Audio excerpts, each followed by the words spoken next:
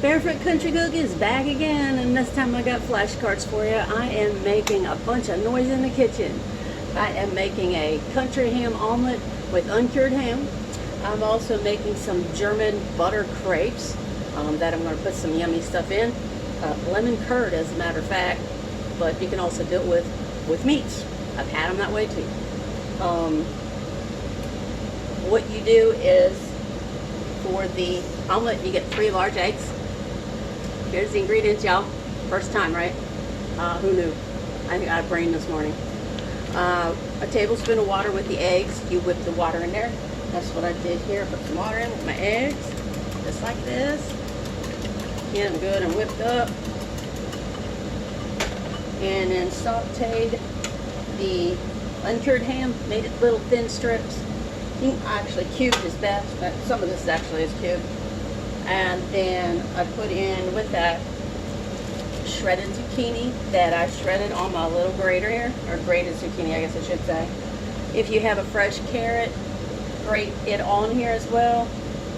And if you don't, I didn't have one at the time, so I got the bagged carrots. What I did was pre-cook these halfway through the day before. And half of a red onion, chopped up, diced up really fine, and then you saute them in 1 tablespoon of olive oil, and that's what I've got going in here. So ideally, when I make my omelets anyway, I cook the stuffing part all up, and I'll stick it in a bowl, holding bowl I call it. Put that in there, and then I get to the omelet part with the eggs. That, and make sure this is heated up. I think I turned it off by mistake. So while that's heating up, the crepe recipe is very, very simple. The key is the wrist action, getting it to thin out when you pour it. And I'm going to try to demonstrate that for you. I'm going to heat up this little crepe pan is a wonderful thing. If you want to make corn tortillas, this is perfect for it.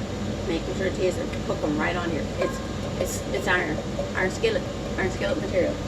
Yep. I'm gonna let that heat up. Now with cast iron skillets or even crepe pans, you make sure that you season it. Do not wash it in the dishwasher. It will ruin it. I had a meat tenderizer and it had a label and it straight up said, "Do not put in dishwasher." My mother-in-law put it in the dishwasher and ruined it. It's like, it's because the coating that's on there is to keep it from sticking to the meat when you're giving tenderization. Okay, so while we're letting that get warm, a little bit warmer, for the crepes, I'm going to go ahead and give you the ingredients. It is flashcards, I told you. So you can do a snapshot, and if you're real fast writer, you can write it down. You get 2 large eggs, a cup of milk, a 1/3 cup of water, 1 cup of flour, and I'll use rice flour because you know me, the country barefoot cook, she is gluten-free. And get 2 teaspoons of cane sugar, not processed sugar, cane sugar, all natural, people, all natural. 1 teaspoon of all natural pure vanilla, and a tablespoon of cognac is what I used.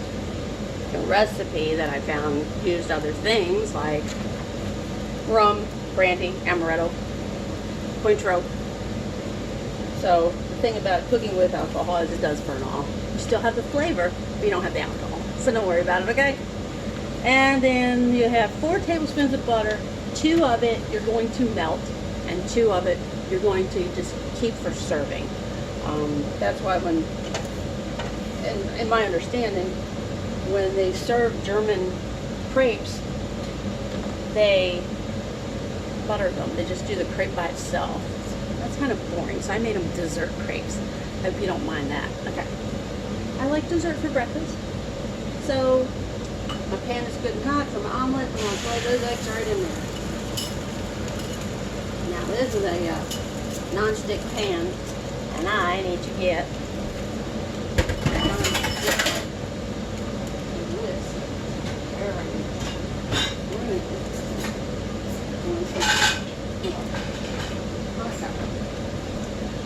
I'm right here.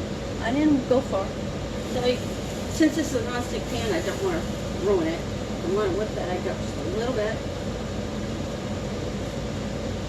Now this isn't actually going to be more like an omelet. I just realized because I didn't coat my pan with a cooking spray or some extra oil.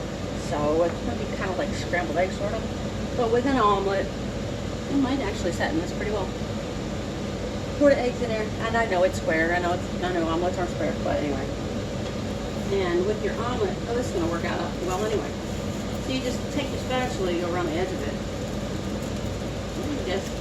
And you want all that gooey part of the egg to get cooked. So you do this little twist action here, so that it gets to the hot part of the pan. And I'm going to turn it down now because it's good and hot. I don't want to burn the omelet, guys. Put that like that. Now it's okay if the center of this egg is not fully cooked, because when you put the filling in it and you roll it up, it finishes cooking. Okay. A lot of people shy away from omelets because they think they're too hard to make or they're too involved. No, they're not.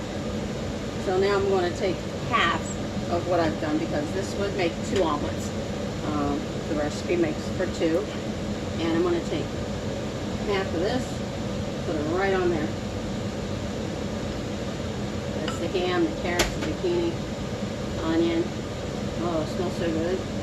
Okay, now while that's doing that, you can pick whatever kind of cheese you like, but when it comes to ham, I like cheddar. Sometimes Swiss. Oh, I used all the Swiss up yesterday, darn it. I mixed the 2 together. Cheddar and Swiss is a good mixture. So I've got some medium cheddar. I like sharp, but this isn't. It wasn't what I had on hand. So you sprinkle. Basically, that's about, for one omelet, full-size omelet, probably about 2 tablespoons. You can use less or not at all. Then to roll it up, this is one part. In a pan, you kind of go like this. Okay? I'm going to plate this in just a second. And then you go to the other side, and I'm going to lift it, so this is kind of a challenge. And you go to the other side, and you go like this. And it's okay if it breaks in half like that. They're going to break it up when it eats it anyway, right? Now, look at that beautiful omelet. Look at that beautiful omelet. I think it's the prettiest one I've made. And I made it for you guys. Alright. So, I'm going to put this little omelet. It's not a little omelet, actually it's a big one, because I used it on a big pan. Now, there are omelet pans. I have one of those. You just got to watch you don't burn your fingers. And these little scraps here. And I'll stick them in here for the next one. So this one is done. I'm here now. It only takes about, to saute those veggies and the ham and stuff, maybe about 3 or 4 minutes, something like that, if you've gotten grated really well. Now I want you to cook this. And I wasn't kidding you, there is cognac in my crepe batter. It's right there. Okay.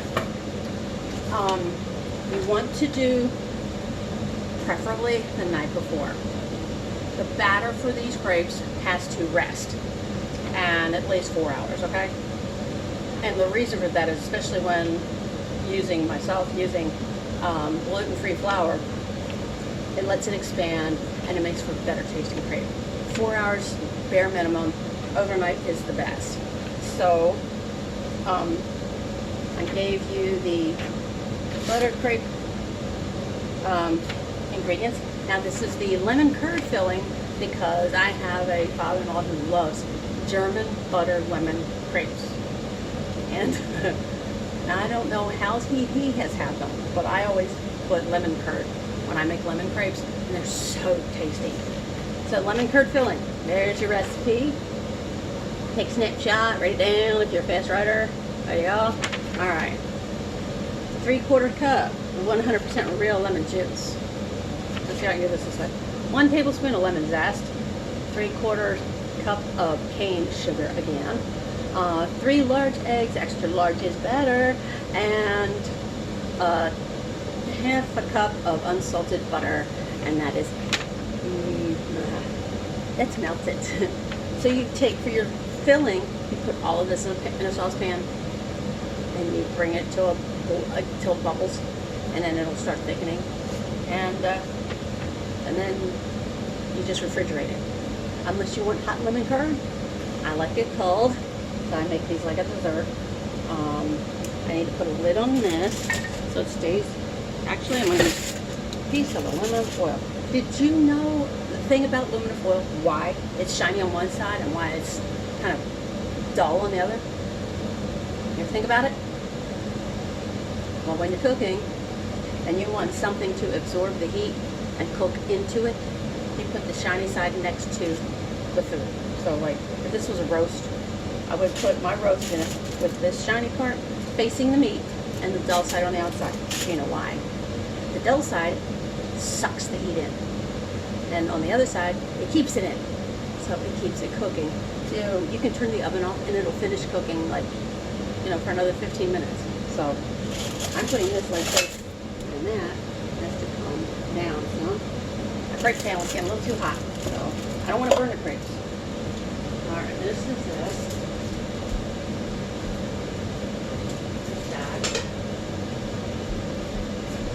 I'm sorry for walking off the camera, but you know, bare feet girls gotta keep moving, right? Okay.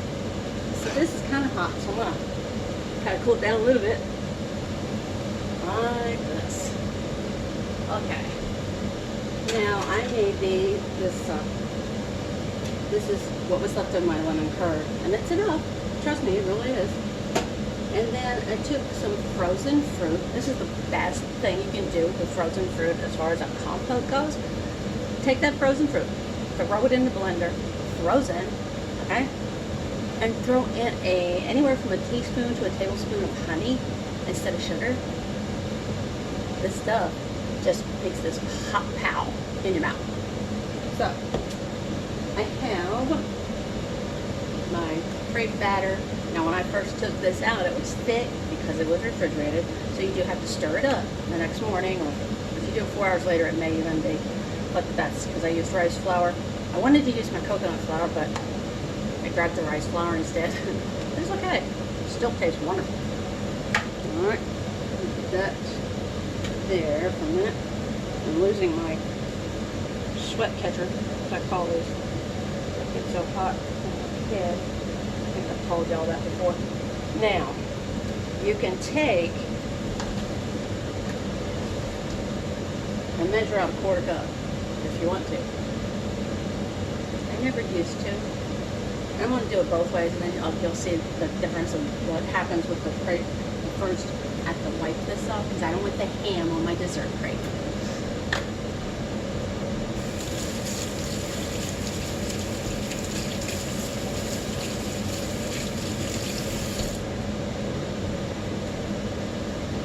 That's better. Alright, so how do you test this to make sure it's hot enough? Just like you do a pancake griddle, guys. With the water on your fingertips, and you go like this. Now, that went away really quick. So, still a little too hot. That's why I did turn it down. But for time's sake, we are going to do this thing. So, it says you use a quarter cup. Well, my crepe pan is 9 inches, not 8. So I have more surface to cover, so I have bigger crepes, by the way, because of it. I like it that way. Take a quarter cup. Now this is the tricky part, guys. You put it close by, and you start twisting right away. And you twist. Sometimes I gotta add a little bit more. And that's okay. And we covered the whole face of it, even up on the sides a little bit. Now you see how it's got all these little bubbles, so it's not going to go anywhere, okay? Put back on the heat, 1 minute, sometimes less, because this is extra hot, it's probably going to be less. You try to scoop up on her. Hopefully this doesn't stick this time. Don't worry about the edges. Now, I don't know if you know the triple pancakes too, the same thing with the crepe. When it's dry on the top, like like I said, takes about a minute with these kind of pans. Others takes a little longer. And scoop under it. And I messed it up already. And yeah, flip it back over. Actually, it's not bad. Good. Now, on this side, not 1 minute. 15 seconds on the second side. Why? Because it doesn't need to cook crispy. You want to be able to roll it. Okay? So this one, now I just kind of like guess or hum a little tune or whatever for the 15 seconds. I'm going to take this like this.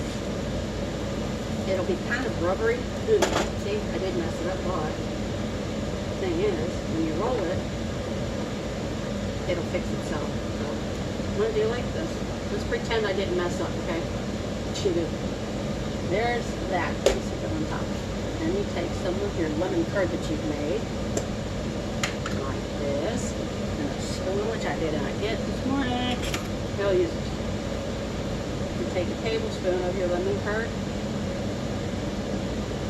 Now, since I made these with the berry compote, you spread it like you do butter.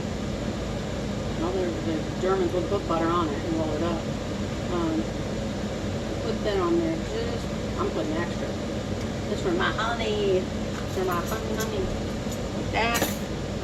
Then, the fruit compote that I made with the honey and the fruit, and it's blueberries, raspberries, strawberries, and blackberries. Yep, that was the other berry. I couldn't think of what it was. And you take that and you drizzle it in there with the lemon. Oh, look at this. Doesn't it look simple? You put that in there. Just like that. Now, you get to roll it. Now, since I broke it, it's going to be a little trickier. I'm going to do another one here in a minute. Maybe off camera, but you take the first end of it, and you just flip it over just a little bit, and you just continue to roll it. And the reason why you do a thin layer is because as you roll it, it oozes out. And that's the cool part. So you go like this. Come on. There you go, baby. Oh, someone's at the door. Alright. That's not very good for me to do that, right? You go like that. And then, for the pièce de résistance, if I can find it. Where are you? There it is. I didn't put this on the recipe. Sorry, confectioner's sugar. It's just a garnish. So we're gonna garnish this little baby. Just like this.